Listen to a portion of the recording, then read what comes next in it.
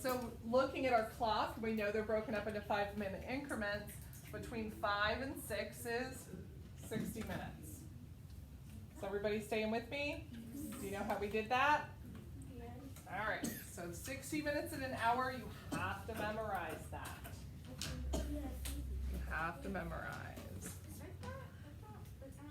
Okay, question number 3 is looking at patterns. This is like skip counting.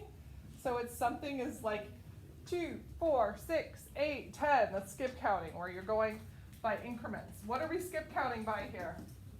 Skip counting by 6. 6, 12, 18. My next answer is 24. 24. It says describe the pattern. Counting by 6. That's all you have to do for that one. You have to describe it somehow. Counting by 6, skip count by 6, numbers increase by 6. There's lots of different ways to say it, but they all mean the same thing.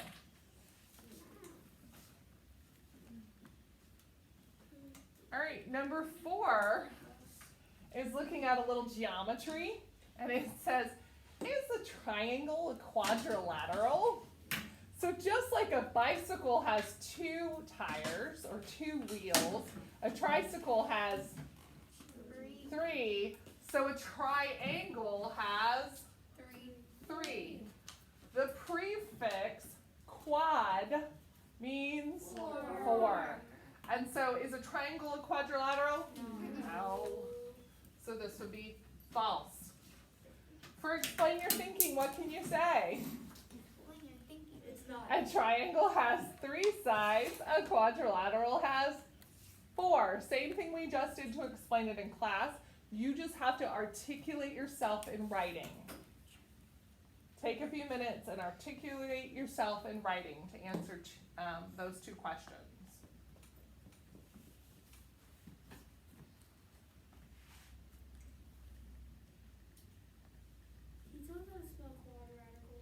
It's right there. It's right there. Oh, wow. Wow.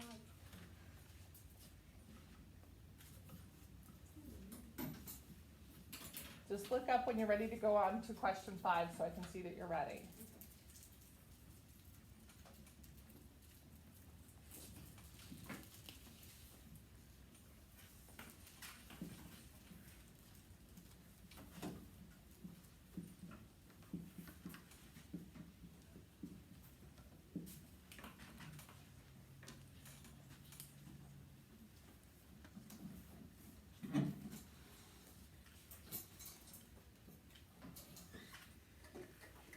Izzy, are you almost ready? Okay. Chris, are you ready? All right, so let's take a look at this one. It says find the area of the shape. So we know from earlier this year that area is length times width. You're multiplying 2 numbers. So this one has the area broken up into 2 things. So they're trying to show you the distributive property, and they're breaking up this number. What's 5 plus 9? 14. So I know that this itself, if I was to look at this section, it would be 14 feet. Okay? I would see that that would be 14 feet. But that would be hard to multiply. So they break up the number into 5 and 9. What's 5 times 5? 25. And what's 5 times 9? 45. So when we add those 2 together, 5 plus 5 is 10. Carry my 1. 2 plus 4 plus 1? 7. And so my answer is 70 feet. All they did was take that 14 into 2 pieces. You did the same thing. You multiplied 5 times 5 to come up with 25, then 5 times 9 is 45, and you added them together.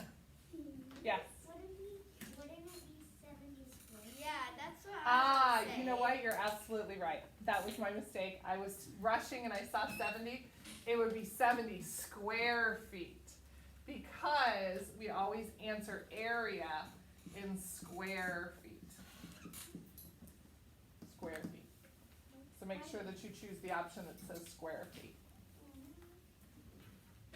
Did everybody get a chance to answer that one? Amy McGrath, please.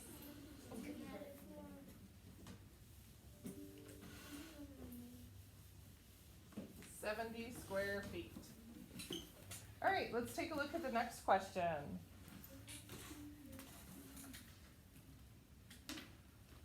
Question number 6, it says select the fraction equivalent to 1/2. So it wants to look at this and find one that's the same size. So what would be the same size? Well, first, I would encourage you to shade it in. And then look at all your boxes. How many boxes are there? 4. All their boxes, there's 4. You're going to look at all the boxes, and the boxes are 4. How many are shaded in? 2. And so your fraction that is equal, 1/2 is equivalent to 2/4, or equal to.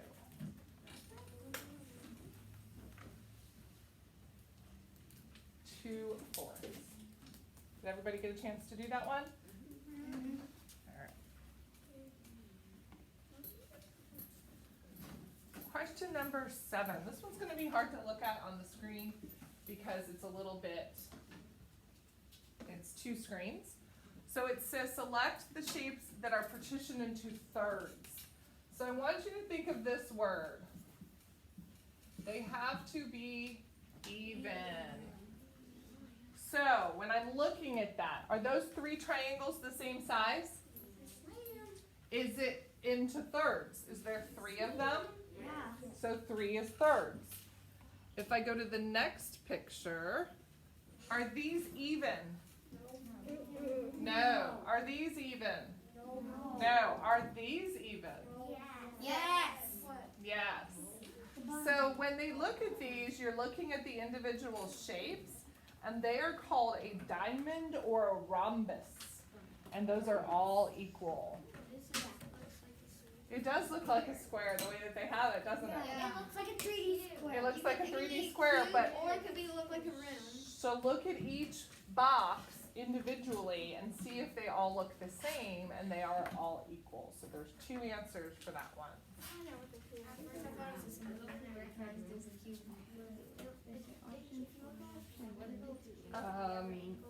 The ones that I just pointed out. These 2. Not, that can't be that one because they're not the same. All right, let's take a look at this one. It says Mr. Carlson bought 6 student desks. Each desk weighs 15 kilograms. How many does he have in all? So I can do 2 things to solve this. I can either I can multiply it by 15 times 6. What's another thing I could do? Oh, you could add 15 6 times. I could add 15 6 times. Is that going to take a while? Yes. Yes. So instead of adding, I'm going to multiply. Let's break apart that 15. And it's going to become 10 and 5. And now multiply that by each of those numbers. 6 times 10, 60. 6 times 5, 30. and add those 2 numbers together. What's 60 plus 30? 90. So my answer is 90 kilograms. Should we submit it? Is that the last one? Yeah. Then you may submit. Let's see if we all right. So what I want you to do is take your time. Oh, thank you. When you're taking your math quizzes, again, please stop talking. Take your time. Don't rush. They're not hard problems. They just have to think, and you have to take your time. No one should be getting poor grades on those, especially since Monday, Tuesday, Wednesday, Thursday are all alike, and Friday is a summary of all of them. So they're all the same skills. So you'll have 4 days to practice as formative grades before I take it as a summative. So if you get a poor grade on Friday, it's because you didn't ask for help Monday, Tuesday, Wednesday, Thursday, and you rushed, and you didn't take your time, or you didn't understand something the rest of the week. So please take your time on those morning math quizzes. Okay, and those math quizzes. Yes, question? This